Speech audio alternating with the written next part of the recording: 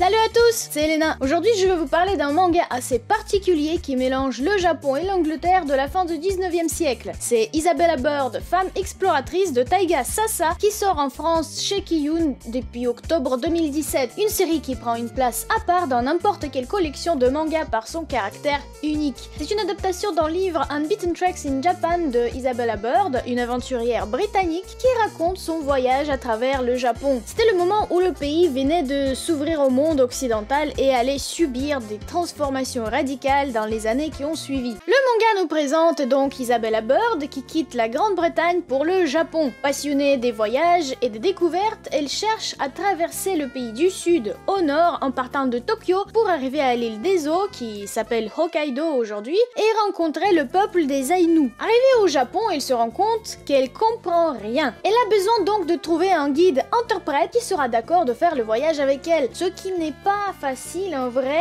Très peu de japonais parlaient anglais à l'époque et 90% de ceux qui parlaient le faisaient très mal. En plus, le voyage que Isabella Bird comptait faire était plutôt risqué car elle voulait emprunter les routes peu utilisées pour découvrir tous les coins perdus du pays et rencontrer les habitants, disons, dans leur milieu naturel. Elle voulait être la première occidentale à voir tout ça de ses propres yeux.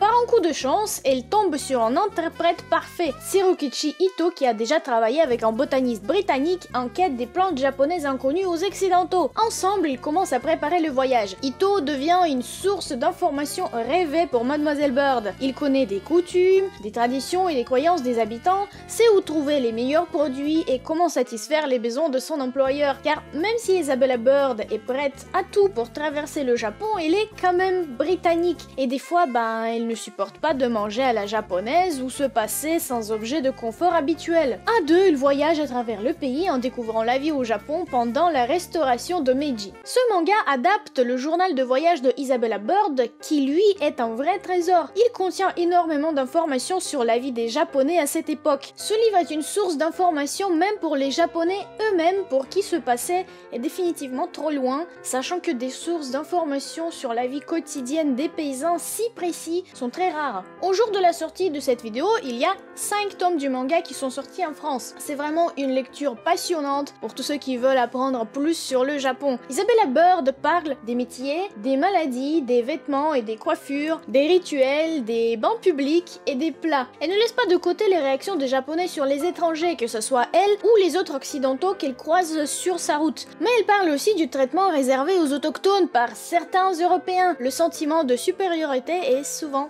présent chez certains d'entre eux. Je ne vous en dis pas plus, sinon je parlerai de toutes les découvertes que fait Mademoiselle Bird pendant son voyage. Isabella Bird, telle qu'elle est présentée dans le manga, est une jeune femme ouverte d'esprit, avide des découvertes et qui adore voyager. Elle est également connue pour ses livres qui parlent de ses voyages précédents. Elle est très expressive et facilement émerveillée par des nouvelles choses. On nous laisse même espérer une romance entre elle et son guide et traducteur Ito, en jeune japonais fort sympathique. En réalité, Madame Bird avait 47 ans au moment de son voyage au Japon. Elle était vraiment connue pour ses récits aussi. Elle avait sur son compte de nombreuses publications dans les journaux et des magazines, des travaux sur la religion et les traditions des pays qu'elle a visités. Elle a également publié 3 livres. The English Woman in America, publié en 1856 après sa première visite aux États-Unis, The Hawaiian Archipelago, publié en 1875 après son voyage à Hawaï, et A Lady's Life in the Rocky Mountains, publié en 1879, qui raconte son voyage dans les montagnes rocheuses aux États-Unis. Ce dernier existe d'ailleurs en français aussi. Isabella Bird est la première femme qui a été acceptée dans la Royal Geographical Society. Son travail a été reconnu et ça fait plaisir. À l'époque où la femme devait rester à la maison et être une bonne épouse, Isabella Bird cassait les traditions et se donnait à fond dans une activité qui la passionnait. S'il a passé une grande partie de sa vie à voyager, c'est parce que ça lui était prescrit par le médecin. Enfin maladive, elle voyait sa santé s'améliorer que quand il quittait la Grande-Bretagne. Grâce à ses problèmes de santé qui sont plutôt de l'ordre psychologique, car c'était insupportable pour Isabella d'être une femme britannique telle que la société le voulait,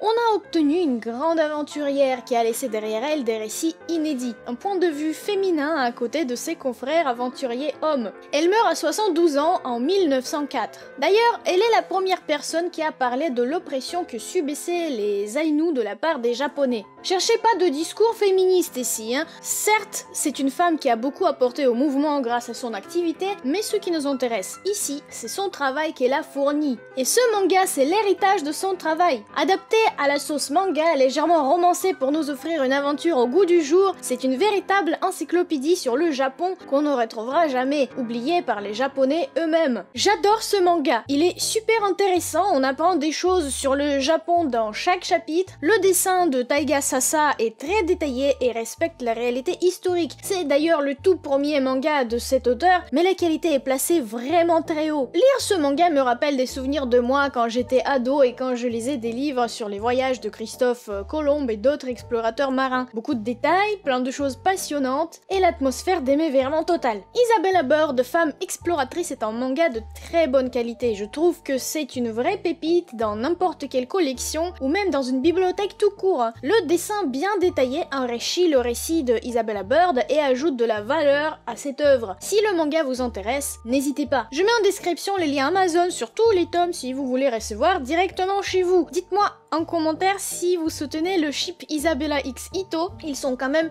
trop mignons. Avant de partir, pensez à vous abonner si ce n'est pas encore fait et d'activer la cloche. Mettez les pouces bleus si la vidéo vous a plu. Je vous fais plein de bisous, ciao!